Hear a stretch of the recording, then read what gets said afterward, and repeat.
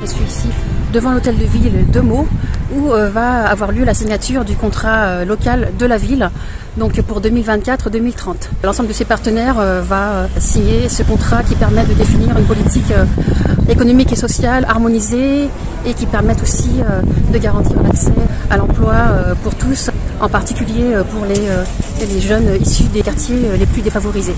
Bien sûr, des représentants de toutes les parties prenantes de ce contrat de ville. Vous savez que chez nous, la politique de la ville, ce n'est pas quelque chose de secondaire, c'est un élément fondateur. On a, nous, la Chambre de métier de l'artisanat en 77, je parlais que de notre département, la chance d'avoir 3 beaux centres de formation répartis sur l'ensemble du territoire, où on a actuellement 2150 apprentis.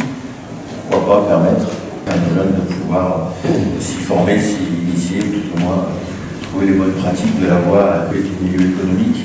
On a 200 agents et professeurs au service de la cause artisanale et de l'apprentissage. Heureux d'être là parmi vous. Et puis la Chambre des métiers assurera son rôle, bien sûr, de suivi de ces contrats de ville. Ce n'est pas simplement une signature. Je rappelle à tous, c'est un engagement, donc il va falloir travailler derrière.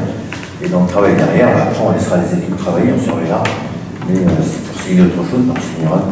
Merci. À la suite du décret du 28 décembre 2023, la liste des quartiers prioritaires de la ville a été remise à jour et dans ce cadre, il a été demandé aux acteurs de la vie économique, la Chambre de métier, la Chambre de commerce, d'être beaucoup plus présents et donc d'être là sur toutes les questions de l'entrepreneuriat, de la formation, de l'emploi qui font partie intégrante de ces contrats. Nous sommes signataires de l'ensemble des contrats villes pour apporter des solutions de formation, d'employabilité et d'entrepreneuriat aux habitants des quartiers.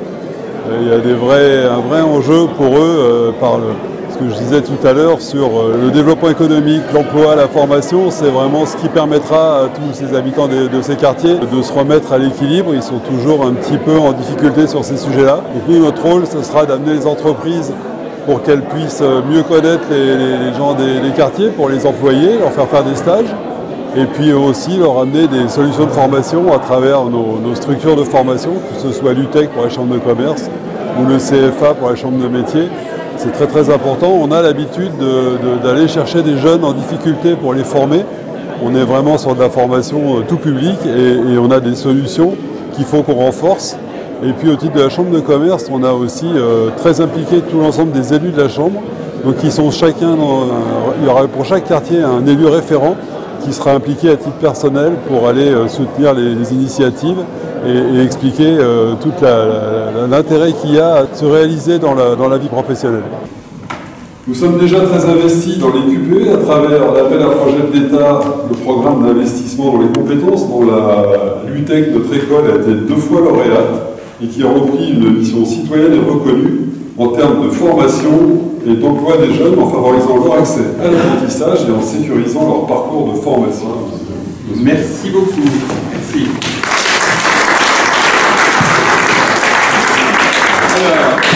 Merci d'être présent à Meaux aujourd'hui pour représenter BPI-France, la banque des entrepreneurs, qui, comme vous le savez, a repris depuis quelques années le financement de l'écosystème de la création. Notamment, nous animons le collectif CACREA, qui rassemble les 26 réseaux de l'entrepreneuriat en France, je dirais, qui ont le but de faire en sorte que l'entrepreneuriat prenne forme et se développe sur notre beau territoire.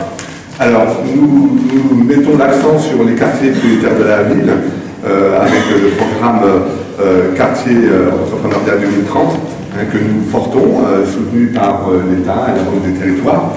Voilà, je dirais un axe fort pour faire en sorte que l'entrepreneuriat prenne forme, notamment à travers trois grands axes, tout ce qui est détection, information, orientation. On va soutenir des réseaux dès les collèges, dès les lycées par rapport à la sensibilisation. Deuxième axe fort qui est le financement et l'accompagnement, avec notamment l'ensemble des réseaux financeurs. Alors je cite les principaux, France Active, l'ADI, Initiative, Réseau Entreprendre. Vous voyez, ces acteurs qui au quotidien accompagnent les créateurs dans leurs projets. Et troisième axe qu'on va également intensifier, qui est tout l'aspect accélération, puisqu'on sait que l'accompagnement proche de proximité je dirais, est un acte de succès et de pérennité pour les entrepreneurs. Donc un axe simple, nous souhaitons doubler le nombre d'entrepreneurs accompagnés en France pour pouvoir créer notamment de la richesse sur les territoires. Que vient faire la carte dans cette histoire? Eh bien, on est finalement, et à la demande de M. les préfets, signataires du contrat de ville, tout simplement parce que c'est notre rôle d'être sur les territoires et d'accompagner les collectivités, en particulier sur les quartiers prioritaires. Et nous sommes présents et nous continuerons à être présents sur la petite enfance, l'enfance, la jeunesse, la parentalité, l'animation de la vie sociale avec les centres sociaux.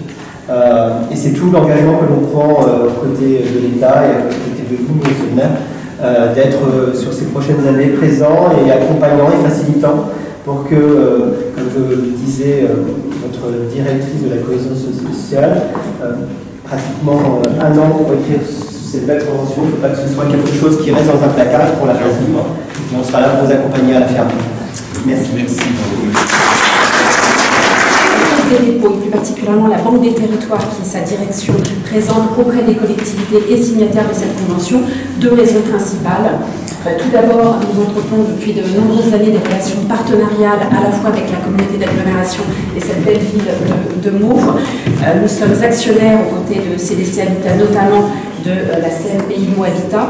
C'est notre action auprès des quartiers politiques de la ville, avec deux axes forts qui sont bien identifiés dans la convention: la transition écologique et énergétique et la cohésion sociale et territoriale. Alors la signature de ce contrat de ville pour la Banque des Territoires s'inscrit dans le cadre de la relation partenariale qu'on a avec la ville de Meaux et la communauté d'agglomération, que l'on accompagne très largement. Nous sommes d'ailleurs actionnaires de la SEM Pays de Meaux Habitat et à ce titre nous accompagnons déjà des programmes de renouvellement urbain. Et puis au-delà, ça va nous permettre d'un point de vue opérationnel dans la déclinaison de cette convention d'accompagner deux axes principaux: la transition écologique et énergétique et puis la cohésion sociale et territoriale. Alors ça passe très concrètement par la construction de bâtiments publics, éducatifs par exemple, ou leur rénovation, et également tout le pan de renaturation de ces ensembles-là pour un mieux vivre collectif. Il vient accompagner la restructuration qui a été faite d'un point de vue urbain, mais derrière, il y a la vie de ces quartiers. Et je pense que le contrat de ville, justement, il est là pour ça. Et nous, département qui sommes chefs de file sur toute la politique départementale de la solidarité, nous devions, bien sûr, être présents, mais aussi de venir compléter cette équipe. Car c'est en équipe que nous pouvons relever ces défis. Et moi, je suis très heureux de voir l'ensemble de ces acteurs ici présents, car chacun a une place. Vous êtes dans la réussite de nos contrats. À nous, à l'État, de faire que les choses se passent dans le meilleur des mondes. Vous savez que ça me tient à cœur, le préfet Kaplan le sait aussi. C'est que je suis très heureux de ces contrats. Et le président que je suis de ce département est obligé de vous dire qu'il y a aussi toute une partie du territoire qui mériterait la même attention. Même si les choses sont faites, mais qu'elles monde rural, sur lequel nous devons aussi, là aussi, nous montrer imaginatif, nous montrer solidaire, mais aussi une autre partie du territoire, notamment le Pays de Meaux, qui mérite tout autant notre attention, les jeunes, les seniors, en un mot, tous les gens qui ont besoin de notre main. Merci. Cette convergence des politiques publiques dont on détient les uns et les autres une petite part, et qui a évolué d'ailleurs dans son essence au cours des années, vous l'avez dit, qui a au fond pour but de réduire tout simplement des écarts de développement au sein même des villes. Et c'est vrai qu'ici, vous le disiez, on a mis cette politique, on a fait de cette politique une grande réussite. Il se passe ici, c'est à la fois simple et fort de le dire, la volonté de, en tout cas, une grande vigilance sur l'égalité républicaine dans les quartiers, sur les valeurs de la République, vous l'avez évoqué, Monsieur le Ministre, et puis ici comme ailleurs, cette exigence de la politique de la ville de lutter contre le communautarisme, c'est ici quelque chose qui est porté à très haut niveau. Je vous en remercie en la qualité de représentant de l'État local. En France, nous avons plus de 5,5 millions de concitoyens qui vivent dans des quartiers dits prioritaires, dits politiques.